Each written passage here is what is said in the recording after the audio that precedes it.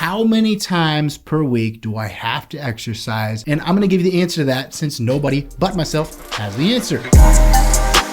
What's up, YouTube? My name's Coach Chris. Most of you probably don't know me, but you're about to, because I am the coach that's gonna cover a lot of these advanced health and fitness topics and make them super simple for you to understand, and hopefully kind of entertaining. Like health and fitness, how entertaining can that shit be, right?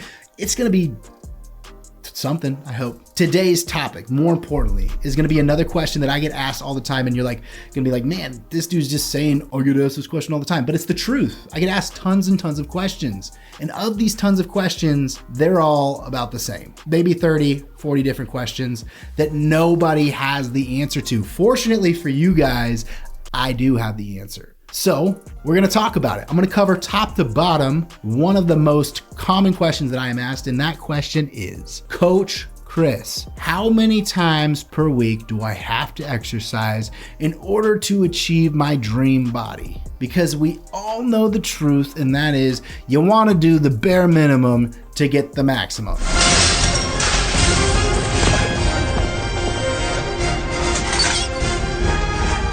How little effort do I have to put in to achieve my dream? It's not a bad thing. Don't think of that as a bad thing. It would be stupid for you to put in more effort than you need to, because you could be applying that effort that isn't necessary for you to achieve your dream elsewhere, right? If I could go to the gym 2 days a week and look like I look, guess how many days a week I would go to the gym? 2. Because I would spend my other days doing other cool shit, right? So, not a bad thing to ask. And I'm gonna give you the answer to that since nobody but myself has the answer. Now, this answer isn't gonna be super clear because I don't know you. But I do know, generally speaking, how many times certain categories of people should be exercising in order to achieve your dream body. And I'm gonna start with something that you're gonna probably be like, oh, here we go. Might lose a few of you here, but that's okay because it's the reality and it has to be said. Exercise is not gonna do it for you. It is the diet. 80% of the game is the diet. The first and only exercise you should be concerned with if you're just starting your health and fitness journey is exercising in the gym. Lifting up the spatula so you can flip over the lean ground beef. Tossing the salad, chopping the veggies. That should be the focus, because 80% of your weight loss goals, of you sculpting your body, of you fueling your exercise routine to make it the best possible routine you can, because you go into that gym with the purpose every single time. It's all found in the kitchen. So that should be the first exercise for everybody. Beginner, intermediate, advanced, I don't care. You gotta get the diet right first. Mandatory rule number 1. Now that we're past that part, you rolled your eyes 10 times at me. We're gonna get into the actual how many times do you have to exercise to achieve your dream bod and be running down the beach looking like Pam Anderson and David Hasselhoff. David Hasselhoff, he's a good looking guy. Pam Anderson, good looking. If you want to achieve your dreams and you are a beginner, intermediate, or advanced, it's gonna be different for all of you. You can be doing the same exercises, okay? A lot of the exercises that I do, Coach Chris, gorilla looking mother, a lot of the exercises that I do, I give to my beginner clients. The staple exercises are typically, staple meaning the ones that you learn first, are typically the ones that you're gonna carry with you throughout your experience and your journey. The staple exercises are staples for a reason, because they're the best, a lot of them. When I'm talking about staples, I'm talking about a squat for your legs, a bench for your chest, a barbell curl for your biceps, a tricep extension for your triceps, a row for your back. These are all beginner and advanced exercises. So you're gonna be doing a lot of the same stuff, just not at the same frequency or intensity. Intensity meaning weight or, number of reps or time under tension, which is something we'll get after later down the road in a different video. It's gonna be, tapered to your needs. Instead of a push-up, you're gonna be doing a push-up against a wall maybe if you're just starting out. Or maybe you're doing it on your knees on the ground. So we're gonna change the frequency or modify the exercise, but it's all gonna be the same.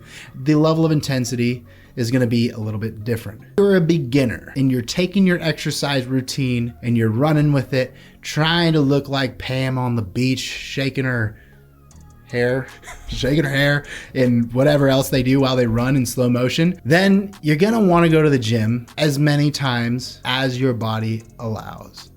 What does that even freaking mean, Chris? Well, when you're a beginner, it takes a lot more time to recover. Your muscles aren't used to this. Too hard, too soon is a real thing. You have to be able to slowly integrate yourself into the exercise routine. You can't just dive in head first. Coach, I want you to put me on deadlifts 6 times a week because that's what I'm doing. All right, Grace, how many times have you exercised in the past 10 years?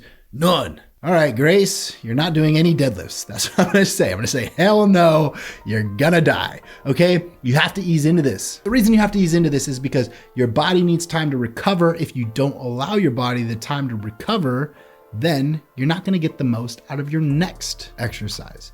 So how long does your body need to recover? Well, that's up to you. That's why I say as many times as your body allows. Typically for a beginner who is just starting out, you'll want to go into the gym maybe 3 times a week. This makes a lot of sense. I'm going to go into the gym 3 times a week. I'm going to work out every body part that I have 1 time, 3 times a week. I'm going to feel sore for a couple of days. Then I'm gonna go back into the gym and try it again. And then I'm gonna feel sore for a couple more days, then go back into the gym and try it again. Now, how do you know when this cycle's over? How do you know when you're ready to step it up? You're like, dude, I am not a beginner anymore. I am an intermediate. Woo! Put it on Instagram. How do you know when this time comes? This time comes when you feel yourself getting stronger, when you're no longer intimidated by the weights, when your body recovers after a day rather than 3 days. That means you're more advanced, you're more intermediate. You need to step up the weight. You need to step up the frequency. You need to go to the gym 1 extra day because you're feeling good and you're getting the bug, not the COVID bug, the exercise bug. That's when you know you're getting better. That's when you know you're getting more advanced. And you can expect to see this step up in maybe month 6. Depends on how often you're going, how much you're pushing yourself, how much you're focusing on what you're doing, how your diet is, right? But it's gonna take time to get there. So too hard, too soon is a real thing. If you're a beginner, I would not go every single day. I wouldn't ask your coach to put you on 7 days of exercise in a row because that is ridiculous. Not even an advanced person should do that. You should probably be going 3 days a week, maybe 4 days a week, if you're a beginner, okay? But you move into that intermediate space. What does the intermediate space actually mean? Well, it means what we just talked about. You are comfortable in a gym setting, or you're comfortable with your home weights. And you get comfortable with your home weights and you're gonna need it. You can leave that in there. You're gonna need to either step up your home gym setup and move away from your bands and buy some actual weights that are a little bit heavier, or you're gonna need to move into a gym. And when you do either of those things, you're also gonna need to change your training routine up. So you went from beginner to intermediate. Now what you can do is maybe go to the gym 4 or 5 times a week. Okay? Maybe you're going 4 times a week and you do lower body exercises one day, upper body exercises one day, lower body exercises another day, upper body exercises another day. Switching back and forth, upper, lower. Or maybe you go 5 times a week and you work out a single muscle group over those 5 days a week. This is also something that a lot of advanced people do. And when I say a single muscle group, sometimes that doesn't mean just a single muscle group, right?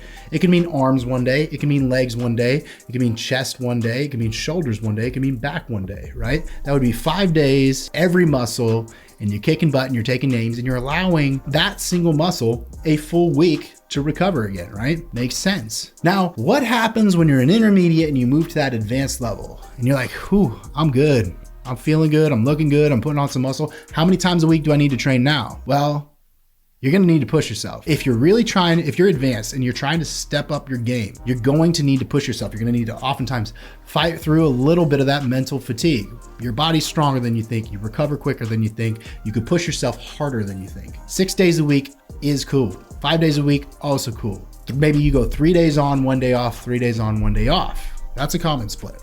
Maybe you go 6 days straight and then you take 1 full recovery day. That's also a common split. I would recommend that you do something like push-pull legs twice a week. That way you hit every single muscle twice a week, because you're now moving into a space where you have less muscle fatigue. You're more towards your genetic potential for growth. It's going to take more to actually break down and fracture your muscle fibers so they can rebuild bigger and stronger. So you have to work out more frequently with more intensity, more weight. Okay. At the end of the day, What can we take away from this video? If you're a beginner, don't go too hard too soon, right? You need to ease into this. You need to put in a good 4, 6, 8, even 12 months sometimes of increasing your weight, increasing your intensity, but starting out slow and working your way towards getting better at this. That being said, don't hold yourself back. That's one of the most common things that beginners do, and they wonder why they don't see the results that they're looking for. It's because you're stronger than you think. It's because you don't need as much rest time as you think. Just because you're tired doesn't mean you're tired. Your muscles are actually pretty good to go. You're just mentally drained because you're probably thinking about a million things, looking at your phone until midnight, and then waking up at 4 to get the kids ready for school. You can't do that. If you want to maximize your potential, you have to set a good routine, make a plan, and stick to that plan so your body actually has recovery time where you can sleep, wake up feeling rested, and move on with your day, kicking ass, taking names, stepping up from beginner to intermediate. Now, this routine should never leave you. It should always stay with you because whether you're a beginner, trying to do this, intermediate or advanced, you're always gonna need to recover. So you need to stick with a good routine. The other thing is intermediate and advanced, when you're pushing yourself, you are probably not overtraining. Another part of this, how much is too much? How much is too much is 7 days a week. You don't take a rest day. That's probably too much. Your body needs to recover at least 1 day a week. You need to chill every once in a while. If you don't, you're gonna run yourself into the ground. But if you're not doing 7 days a week, then you're probably not overtraining. It's pretty hard to do that. Yeah, it's an option. It's very possible, but that's not you. Your body is tough. And if you're an advanced trainer, you have the potential to push, okay?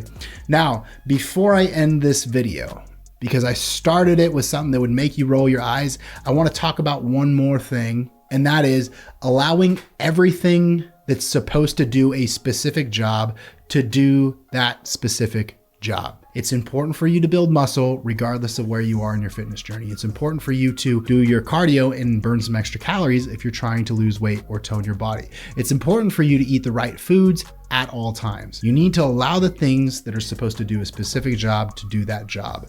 So let the food do its job. Feed your body the right nutrients to fuel you through the day. Let your cardio do the cardio job. Don't treat your exercise routine for building strength like your cardio routine. You don't want to run around the gym in circles doing lightweight 20 times in a row, never pushing yourself, never trying to fatigue your muscle, and you're just out of breath and winded and have a heart rate at 150, but you're doing strength training. That's not strength training right there. That's cardio. You should do your cardio when it's cardio time. You should do your cardio on the elliptical, on the treadmill, on the Stairmaster. You shouldn't do your cardio in the gym. If you're doing a HIIT training, like circuit training, if you're an Orange Theory person, that's cool. That's a little bit of strength and conditioning combined, and that's good for your health. You're not gonna necessarily build a ton of muscle doing that, but it's good for you. But if you're trying to build some muscle so you don't have saggy skin, so your skin tightens up, if you wanna be stronger, then do a muscle building routine, not a cardio routine. Lift some heavier weights, it's okay, you know?